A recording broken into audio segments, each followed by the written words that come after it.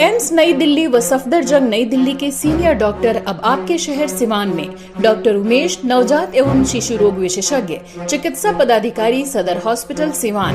Doctor Umesh जो आपके बच्चों का कर रहे कुशल व बेहतरीन इलाज। सुशीला देवी हॉस्पिटल, डॉक्टर उर्मिला अखौरी के सामने, hospital road Siwan. Mobile number 9199720654 और 7250722154।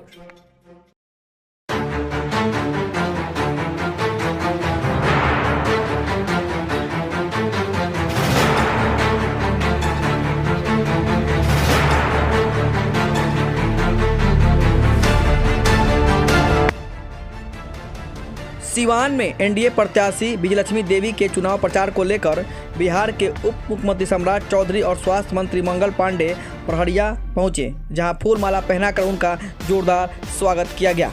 बड़हरिया प्रखंड के सुधारी मोड़ स्थित मोहम्मदपुर खेल मैदान में बिहार के उप मुख्यमंत्री सम्राट चौधरी और बिहार के स्वास्थ्य मंत्री मंगल पांडे ने जनसभा को संबोधित किया। इस विशाल जनसभा में भारी संख्या में लोग पहुँचे हुए थे। जनसभा को संबोधित करते हुए मंगल पांडे ने कहा कि पूरी दुनिया में नरेंद्र मोदी जैसा मजबूत नेता नहीं है कोई भी। मोदी जी ईमानदार हैं, जिन पर कोई भ्रष्टाचार का आरोप नहीं लगा है। मोदी जी ने जो वादा किया था उसे पूरा किया है। धारा 370 को हटाया है। अयोध्या में भगवान श्री राम का भव्य मंदिर बनवाया है। पीएम मोदी ने पूरी दुनिया में डंका बजवाया है। जो वादा किया था उसे मोदी जी ने पूरा किया है। नरेंद्र मोदी पीएम नहीं रहते तो धारा 370 नहीं हटता, अयोध्या में श्री राम मंदिर नहीं बनता, विपक्ष कभी बनने नहीं देता। विरोधी कहते हैं कि सत्ता के आने के बाद 370 को वापस लाएंगे और अयोध्या में जो श्री राम मंदिर बना है उसे ताला लगवा देंगे। आप वोट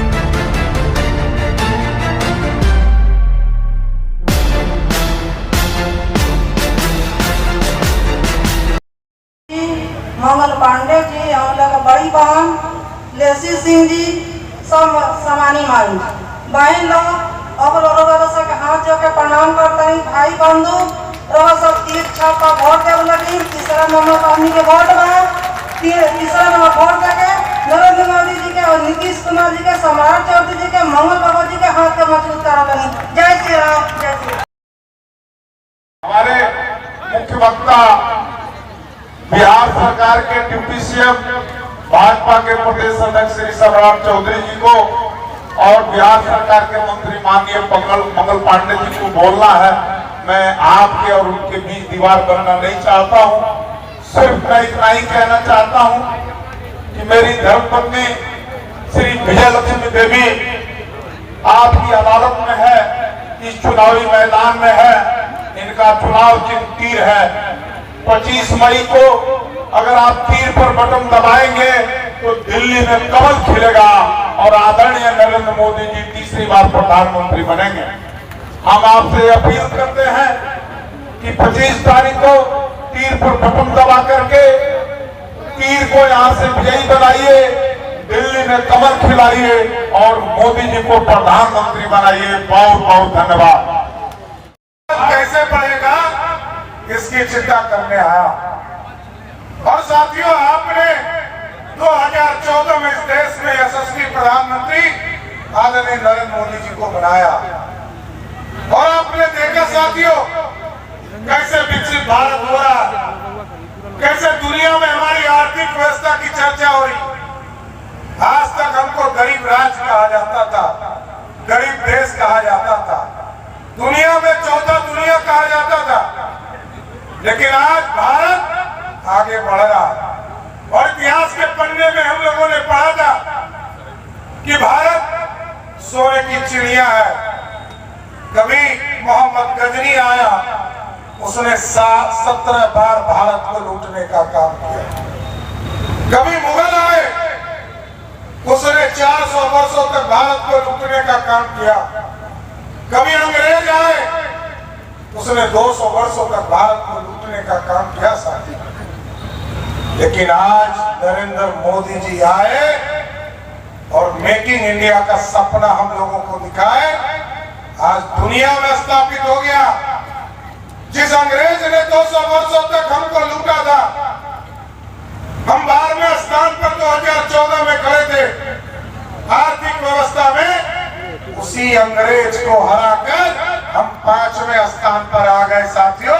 इस तरह देश बढ़ रहा है। हम भारत को सोने की चिड़िया नहीं बनाएंगे, मेकिंग इंडिया के तहत सोने का शेर बनाएंगे जो दुनिया में दहाड़ने का काम कर सके। 2024 में वोट कीजिए, आपको गारंटी देता हूं, ये जो गरीबों का बिजली बिल है, इसको सोलर युक्त करके बिजली बिल को ही जीरो करने का काम मोदी सरकार करेगी साहब। तो दूर बैठे अयोध्या में प्रभु श्री राम भी इंतजार कर रहे थे। मैं तो लव समाज से आता हूँ साहब, लेकिन पूरा देश भगवान राम को आराध्य मानता है और पूरा देश इंतजार कर रहा था आप यहाँ से अयोध्या में भव्य राम मंदिर में भगवान राम जाए। जैसे ही पिछले बार आपने कविता सिंह जी को यहाँ से चुनाव जिताया, 2020 में मोदी सरकार ने भव्य राम मंदिर में काम शुरू करने का काम किया और आज भव्य राम मंदिर स्थापित हो गया। मजबूत सरकार, मजबूर सरकार नहीं बना। ये जो दूसरे पार्टी के लोग हैं साथियों, कोई निर्दलीय घूम रहा है और कोई लालटेन लेके घूम रहा है। लालटेन का युग है, अरे अब तो एलईडी बल्ब का युग आ गया ना, लालटेन तो समाप्त हो गया। तो भाई साथियों, आग्रह करने आया हूं कि पूरी तरह बिहार में एक मजबूत सरकार देश को देने की जरूरत है। और यदि कोई जीत कर आएगा, निर्दलीय प्रत्याशी से पूछिएगा, लालटेन वाले प्रत्याशी से पूछिएगा कि आपका प्रधानमंत्री का उम्मीदवार कौन है, किसको बनाओगे। उनको तो पता नहीं है। पटना में जो बैठा उनका आका है, उनको भी पता नहीं। हाँ, दुनिया में डंका बज रहा, युद्ध रुक गया। यूक्रेन के राष्ट्रपति ने जेलेंस्की ने पूछा, मोदी जी युद्ध तो रुक गया, भारत के बच्चे को पहचानेंगे कैसे? मोदी जी ने कहा, जिस बच्चे के हाथ में तिरंगा होगा वही भारत का बच्चा होगा साथियों। लालू जी के परिवार को चिंता है, उनके लिए आरक्षण उनकी बेटी है, उनके लिए उनकी पत्नी है, उनका बेटा क्रिकेट नहीं खेल पाया, पानी ढोते रह गया, सीधे उप मुख्यमंत्री बना दिया। और आजकल आपके बगल के सीट पर एक बेटी जब जंगल राज था और लालू जी अब यदि चारा में सजा होता है तो यही बेटी है जिसका फीस जो है पशुपालन माफिया ने जमा किया था। यही दोनों बेटी है जिसके फीस को माफियाओं ने जमा किया था, पशुपालन माफियाओं ने, जिसके चलते लालू जान जेल में है। और आज वही बेटी जब जंगल राज था तो बिहार छोड़कर भागकर सिंगापुर चली गई थी। आज नीतीश कुमार जी और नरेंद्र मोदी जी के शासनकाल में जब सुशासन स्थापित हो गया साथियों, तो वही लालू की बेटी सिंगापुर छोड़कर छपरा का चुनाव लड़ने आ गई है। हम लोगों ने आग्रह किया है, एक बार चुनाव हरा दो और कहो कि 5 साल तक सारण का सेवा करे, तब अगले बार वोट जरूर दे देगा। लेकिन ये लोग सेवा करने वाले नहीं है। ये लोग मेवा खाने वाले लोग हैं। और एकदम स्वस्थ रहिए और आपसे आशीर्वाद मांगने आए। 4 जून को आप देखिएगा ये जो लालू प्रसाद का परिवार है ये पूरी तरह बेरोजगार हो जाएगा, ये पूरी तरह बिहार की राजनीति से समाप्त हो जाएगा। इसलिए साथियों आग्रह करने आया, नरेंद्र मोदी जी के नेतृत्व में मजबूत सरकार बनाना है। और आज देखिए दुनिया में जब कल तक प्रधानमंत्री मनमोहन सिंह थे, जब तक सोनिया गांधी स्विच नहीं दाबती थी तब तक मनमोहन सिंह बोलते भी नहीं थे। लेकिन आज मोदी की सेना है साथियों। मोदी जी ने साफ तौर पर कहा है यदि पाकिस्तान की तरफ से वो चुटपुटिया पीड़िया बम भी फेंक दे तो हिंदुस्तान की तरफ से तोप का गोला फेंकना शुरू कर दो। ये है भारत, ये मजबूत भारत बनाना। तो क्या आप लोग का समर्थन मिलेगा ना? पक्का? दोनों हाथ उठा के बोलिए, विजया लक्ष्मी जी को मिलेगा ना समर्थन? तो माला पहना दे आपके तरफ से। अरे रमेश जी ने तो माला। ये हिंदी गठबंधन वाला लोग जगनी कर्नाटक में कई वही गनी देश में जो करे के चाहता कि हमनी का अधिकार के छीन के दूसरा समाज वर्ग के वो आरक्षण के लाभ देवे के चाहता, वोट लेवे खातिर वो होके दिए एक एक वोट तय करी। गलती से यदि दूसरा जगह वोट देनी तीन छाप छोड़ के एनडीए के छोड़ के देहल आरक्षण छीन लेवे के काम करी और दूसरा के दे देवे के काम समझा जा सकता कि जब वैसा परिवार के लोग ज्वाइन करता बीजेपी तो नीचे वो गठबंधन के का हाल। आज पूरा गठबंधन हिल गई बा, टूट गई बा। वो में जो विकास करे वाला नेता लोग बा इंडी गठबंधन में वो सब लोग अब धीरे धीरे साथ छोड़ हमनी के जो भगवा गमछी बनू वैसा बड़का मुरेठा बांध के घूमता लोग की बुझाता कि उहे हो गए।